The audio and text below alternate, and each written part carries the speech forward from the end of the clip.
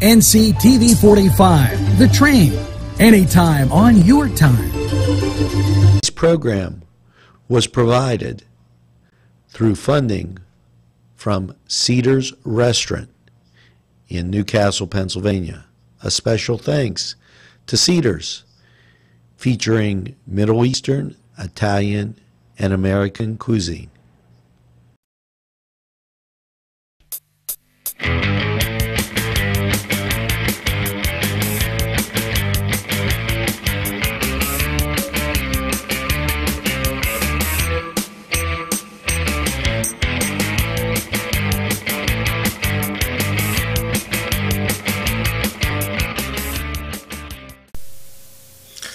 Welcome to the Cedars Sports Corner, everybody. I'm Alex Laverson, and I'm flying. Hello up there! Yes, our producer isn't joining me.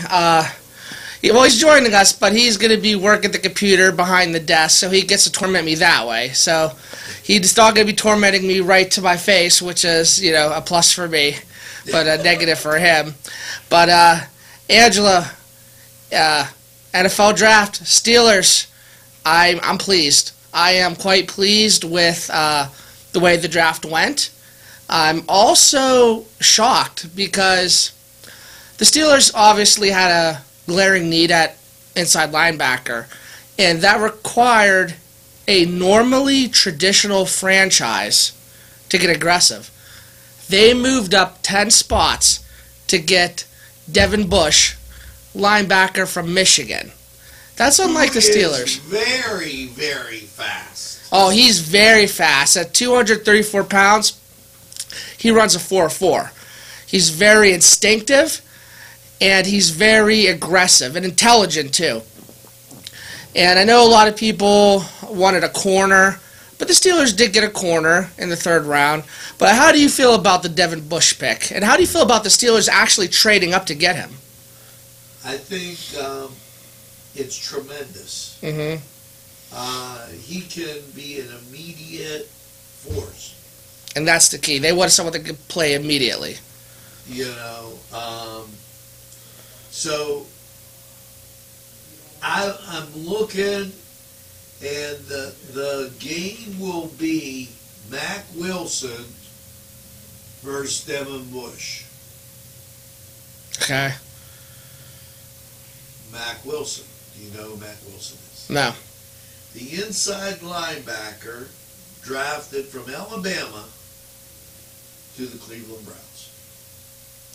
Oh, I thought you were talking about someone else on the Steelers roster. I was like, what are you talking about? No, it's a matchup. It's... Mm-hmm. Well, I think the Steelers got a lot faster on defense. I think the Browns would have loved to have Devin Bush over Mack Wilson, in my opinion. Well, obviously things didn't turn out that way. How do you feel about the Steelers' not second round picks, but they're two picks of the third round? They drafted Justin Lane, cornerback from Michigan State, and I'm still having trouble.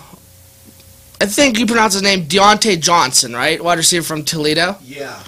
Now, a lot of people are saying that Deontay Johnson, wide receiver, might have been a little bit of a reach, might have been a little bit of a desperation move to kind of replace Antonio Brown. But how do you feel about those two picks? Justin Lane, corner from Michigan State, and Deontay Johnson, wide receiver from Toledo. Well, it's like saying that the kid that gets high honor, it was a stretch, and he got a 99 on the test, and you're just going to, persecute him. The drafts by the Steelers have been stellar. They're good at developing wideouts.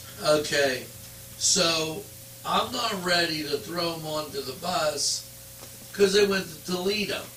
I'm like, okay, so you went to Toledo.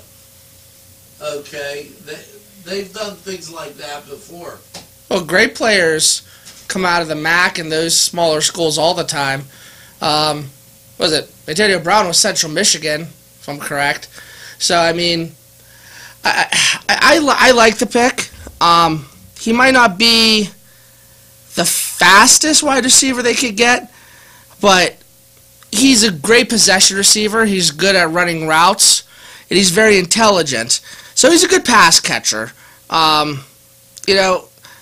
he can make people miss an open space. To me, that sounds a lot like Antonio Brown. I really feel like they're trying to really just kind of, as Mike Tomlin would say, get a cleansing going in Pittsburgh, cleanse themselves from the whole Antonio Brown, Le'Veon Bell era, and just replace and get ready to move on. And I think they're doing a good job of that.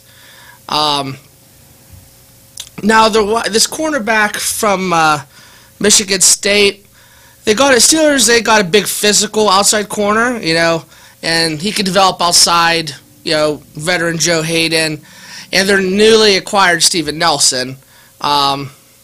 Many projected Lane to go in the second round because of his frame. So the Steelers, in a way they got a second round pick, a second round value pick, I should say. So I thought that was another good value selection in the third round.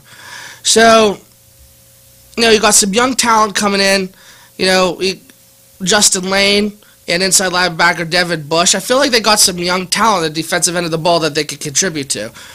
But let's take a break and we'll get more into these draft picks in the second segment. How about that? This program furnished by the MAD Unit, Mobile Auto Detailing. See Michael Sad at themadunit.com. Holy snowman, it's the Turf Bar, home of great sandwiches, appetizers, tacos, you name it, they have it at the Turf Bar. It's just the right food. You'll enjoy those special drinks. They're there too. And get that nice cold beverage, relax, enjoy the Turf Bar. If you ain't there, you should be. Hello, friends. Pinella Brothers, 1701 Hamilton Street, provided funding for this program. Great food and drink, Pinella Brothers. Welcome back, everybody, to our second segment of the Cedars Sports Corner. And Angelo, we're going to go and discuss the Steelers round 4 selection, number 122 overall, running back Benny Snell Jr., running back from Kentucky. Now, this is an interesting pick, and a lot of people don't know this, is that from a lot of reading and research, a lot of the insiders have done on him, he's actually kind of a cocky dude. Now, I'm hoping he's not like Le'Veon Bell level cocky. Maybe I'm hoping the word is confident, but he's like the prototypical Steelers back. You know what I mean? Hard-nosed between the tackle and runner. I know some people were wanting maybe a different change of pace back. Maybe a small, shifty, fast third down back. But, honestly, I like the pick. And a lot of people also don't know this too, but his great uncle, Matt Snell, rushed for 121 yards and a touchdown in the Jets' Super Bowl III upset of the Colts. His father, Benny Sr., spent time with the Ravens and played in the XFL of all things. And Benny Snell Jr. actually left Kentucky as the school's all-time leading rusher, despite having kind of average speed, running a 4.7. So, Andrew, are you happy with this pick, or do you kind of wish the Steelers would have gotten a different change of pace back? As long as he doesn't fumble, it's fine with me. So you're kind of happy on the conservative grinded outside, let's not create any turnovers.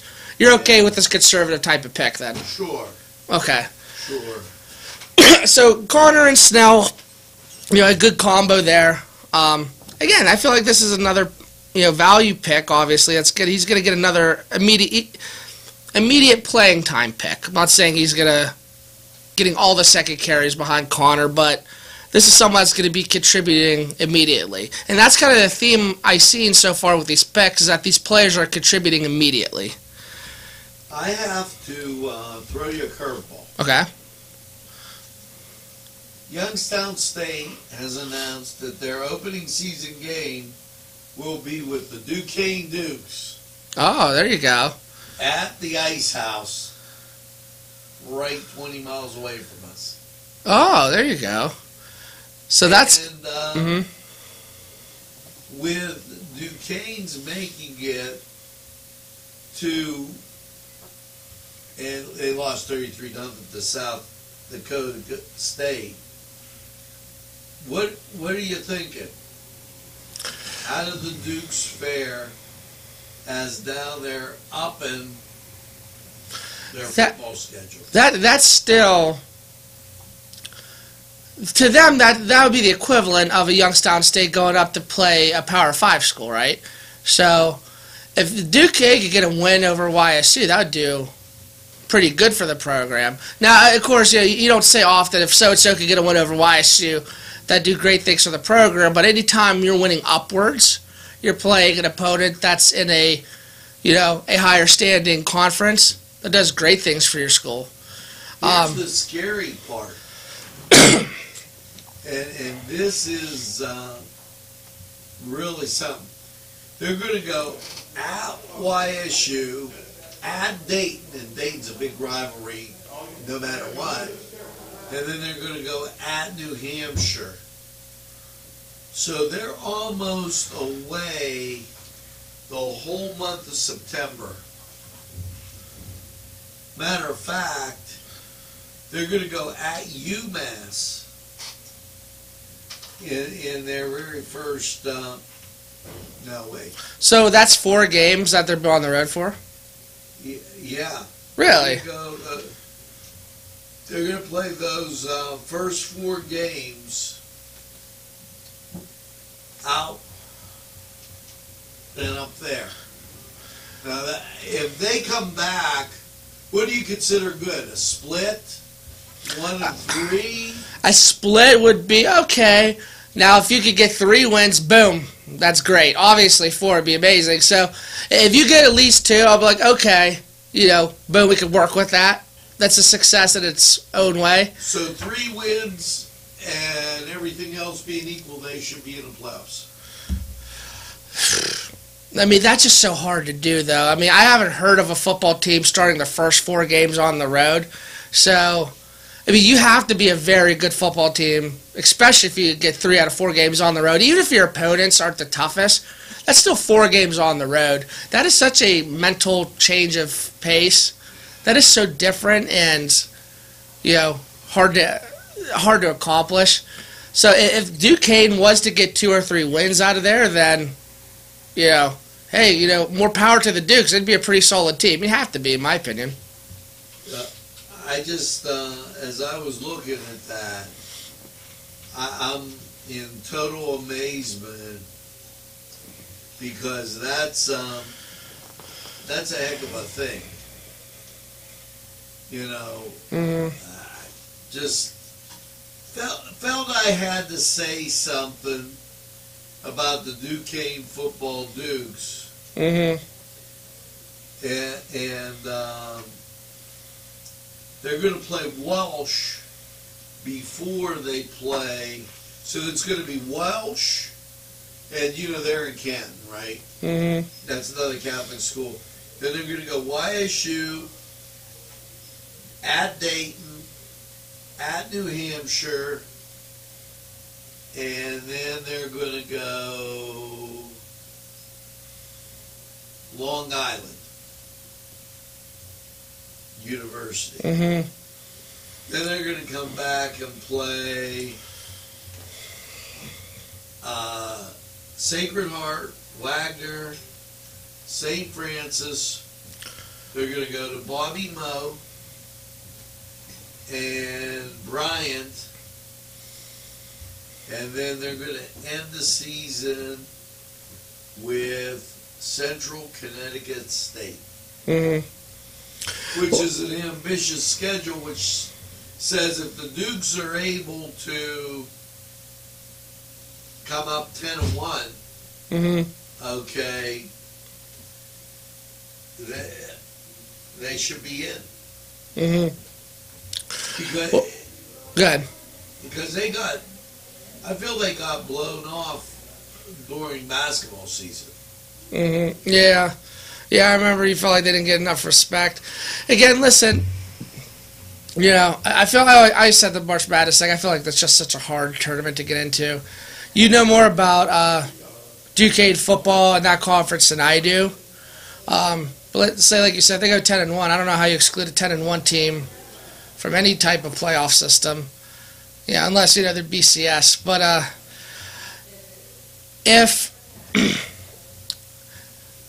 if you had to choose, Angelo, between Duquesne Dukes winning a national title and Notre Dame winning a national title, who would you go with? Oh, that is such a political question. That's like choosing who your favorite kid is. I never thought you'd pull that one out on me. Well, I mean, I figured why not?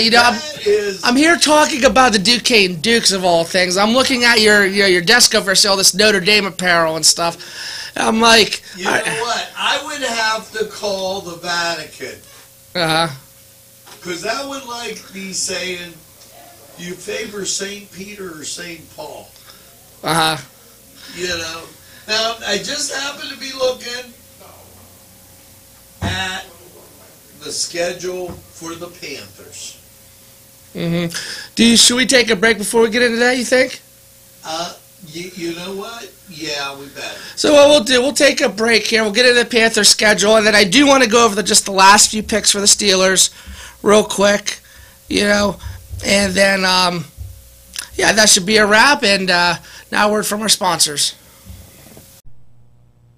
Today's programming is brought to you by NCTV45 and NC Radio 450, Newcastle's community television station.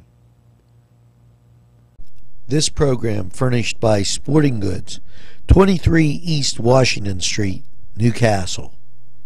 Call 724-658-2535. These fine businesses provided funding for this program. Gatherings, Town and Country, and On Target. Hello. And welcome back, everyone, to the Cedars Sports Corner for our third and final segment. Now, I was saying, Mm-hmm. and see, this is what kills me, and I got to bring this up because it just really gets me when I see things like this, and I just happened in on it, and oh my goodness. Mm-hmm.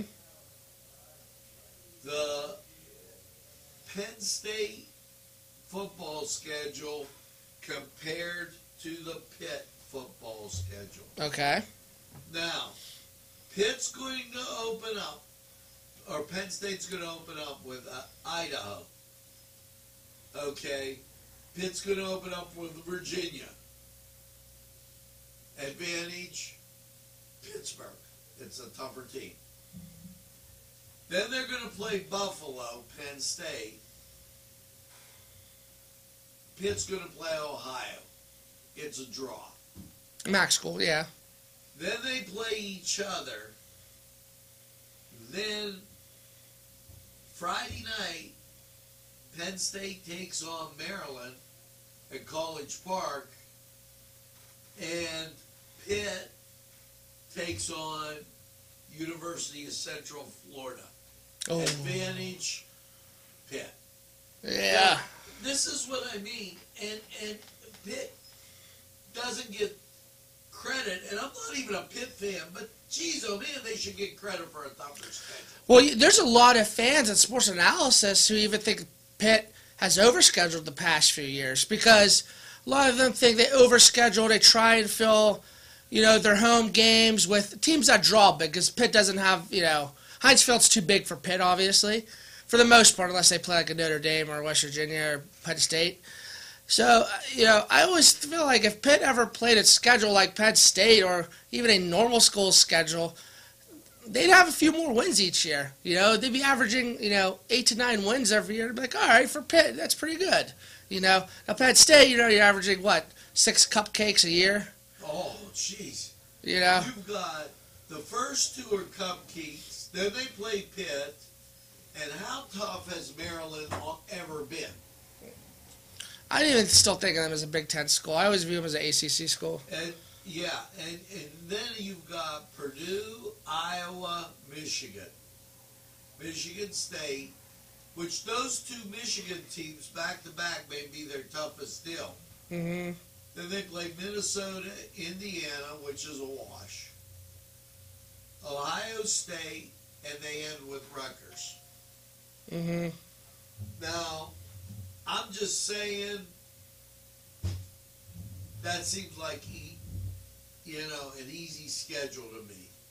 You've got the first two and the last one's a win. Indiana will give you a good game. Minnesota won't. You know. If Penn State still is, I feel like, outclassed by Ohio State in the Big Ten. I feel like there's Ohio State and then there's the rest of the Big Ten. Yeah, I mean. I think Michigan, if they ever get themselves back together, can compete. Well, I mean, just overall, you know. I mean, yeah, you're going to have one school here and there, you know, that'll override Ohio State in 1 year, but it's just. The Big Ten is definitely, and not in any order, Ohio State, Michigan, and then you've got a whole next tier, which is Wisconsin, Nebraska, maybe a Penn State and Iowa. Mm-hmm. Well, I know, I definitely feel that way, especially Ohio State. You know, Ohio State's brand has just been so good the past couple decades. You know. Well, they're without a coach now. That is true. And well, if Pitt looks past, if Pitt's able to win their first 3 games, that might set them up for a win over Central Florida at Heinz Field. Wait, Ohio State has a coach, right? I mean, I know they have a coach. But it's like a no-namer, or yeah. When you're up against Urban Meyer, you know, you think no-namer. Yeah, I mean, but all right. You know, I mean, because after Penn State plays Central Florida, it's the Delaware Blue Hens, it's Duke, it's Syracuse, Miami, Georgia Tech, North Carolina, the last one, Virginia Tech, and Blacksburg. Mm-hmm. And that could be huge. Mm-hmm. You know, and then this will be the last year, if I'm correct, Penn State play for a while, right?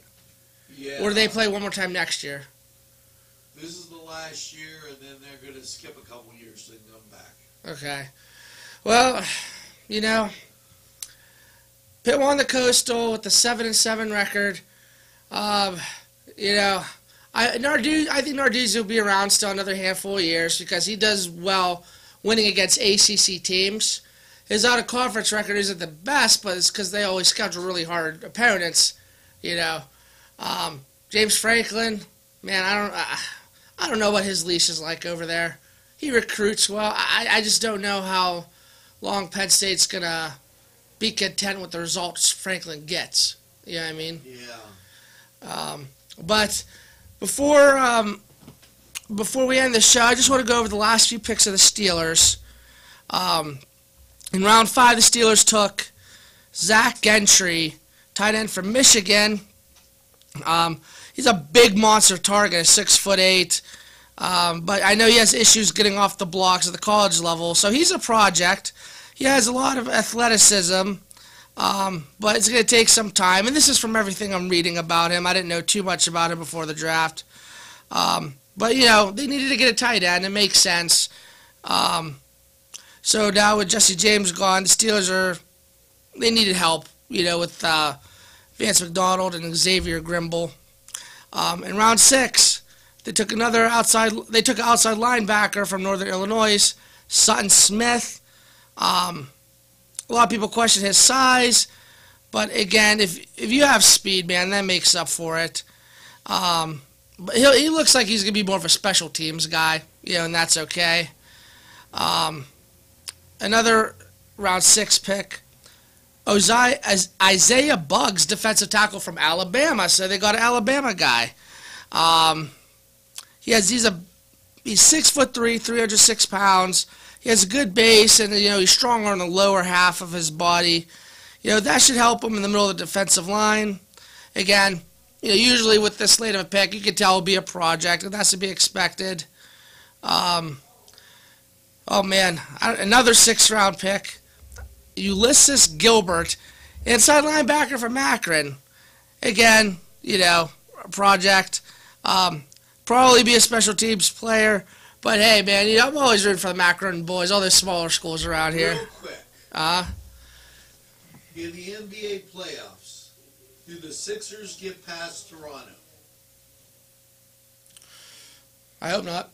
I hate Philadelphia. All Philadelphia teams hate them. Then Boston, do they get past Milwaukee? Do the Sixers get past Milwaukee? Boston. Does Boston get past Milwaukee?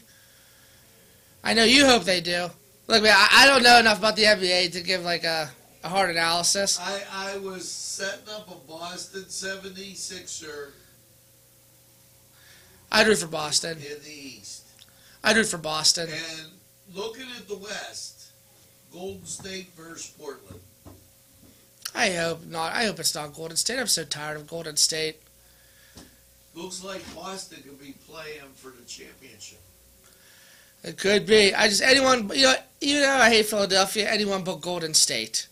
As long as they're wearing green, go Irish. Go Irish. And right before we had the show, last pick for the Steelers, Darren Gray, offensive tackle from Maryland. He's good size at 6'4", 320 pounds. Looks like he'll end up at guard for the Steelers. But it's most likely he's going to be a swing player for their offensive line. He also is going to be another projected to be a backup special teams contributor as a rookie if he makes the 46-man roster. Overall, I give the draft an A for the Steelers, and that'll wrap it up. Any other words, Angela? All right. You all have a good one.